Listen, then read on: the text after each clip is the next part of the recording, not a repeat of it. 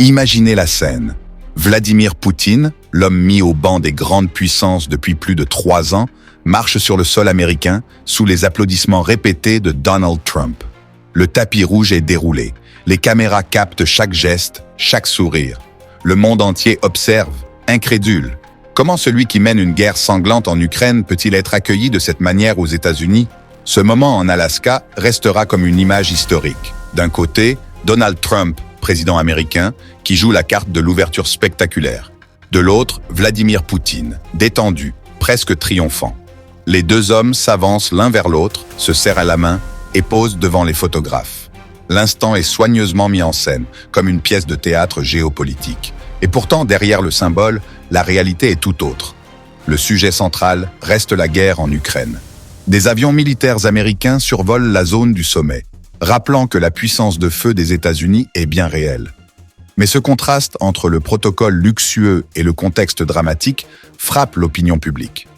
Alors que les deux dirigeants posent, une journaliste ose une question directe à Poutine. « Monsieur le Président, allez-vous continuer à tuer des civils ?»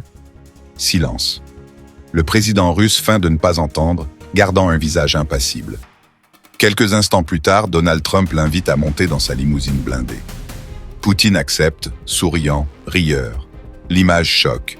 Le dirigeant russe, isolé depuis des années, se montre désormais en toute décontraction aux côtés du président américain.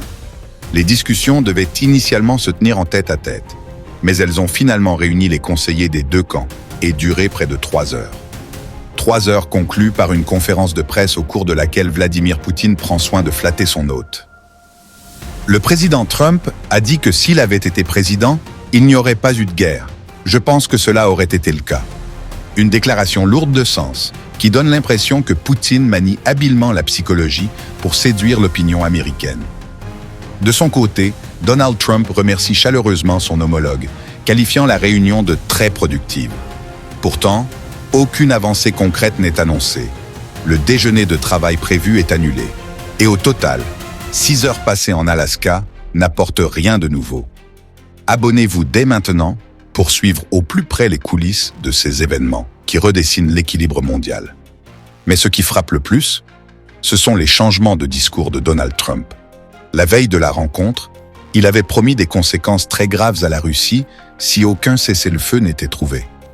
Mais au lendemain de l'échange, son ton a changé. Il parle désormais d'un accord de paix et laisse à Volodymyr Zelensky la responsabilité de conclure. Une volte-face qui alimente les critiques aux États-Unis. Autre détail marquant, la conférence de presse. Habituellement, Donald Trump aime répondre longuement aux journalistes. Cette fois, rien de tel. Le protocole a été modifié. Aucune question autorisée. Un choix qui surprend et qui donne l'impression d'un président américain mis sur la défensive. Poutine, lui, prend la parole pendant 7 minutes, 2 fois plus que Trump.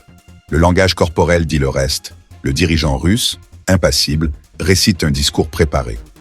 Trump, lui, serre les dents, signe de frustration selon des experts. Et comme pour sceller sa confiance retrouvée, Poutine propose même à Trump de poursuivre les discussions à Moscou. Trump, hésitant, répond « C'est intéressant. Je vais sûrement recevoir des critiques, mais cela pourrait être envisagé. » Une phrase qui provoque un torrent de réactions aux États-Unis. Pendant ce temps, la guerre, elle, continue. Dans la nuit qui a suivi la rencontre, la Russie a lancé 85 drones et un missile sur Kiev. Moscou affirme même avoir conquis 2 nouvelles zones dans l'est de l'Ukraine. Loin de toute concession, Poutine poursuit ses opérations militaires, sans relâche. À l'international, les réactions se multiplient. Emmanuel Macron rappelle qu'il est indispensable de continuer à soutenir l'Ukraine. À Kiev, les habitants expriment leur colère et leur sidération.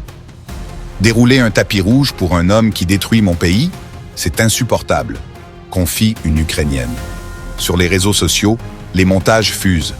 Trump en marionnette de Poutine, poignée de main sur fond de ruines ukrainiennes. De son côté, Volodymyr Zelensky confirme avoir eu un entretien d'1 heure avec Trump avant d'être rejoint par des dirigeants européens. Il annonce une nouvelle rencontre prévue à Washington dans l'espoir de sauver ce qui peut encore l'être. En Russie, la télévision d'État salue ce qu'elle présente comme une victoire. Les médias officiels insistent. Aucune nouvelle sanction n'a été imposée par les États-Unis. Pour Moscou, c'est déjà un succès. Ce sommet en Alaska restera sans doute dans l'histoire, non pas pour ce qu'il a produit, mais pour les images qu'il a offertes. Des images choquantes pour l'Ukraine, encourageantes pour la Russie et embarrassantes pour les États-Unis. Et une question demeure. Dans ce bras de fer entre Washington et Moscou, qui sort véritablement gagnant? Abonnez-vous dès maintenant pour continuer à suivre avec nous chaque étape de cette confrontation mondiale, où chaque geste, chaque mot, chaque poignée de main peut faire basculer l'avenir.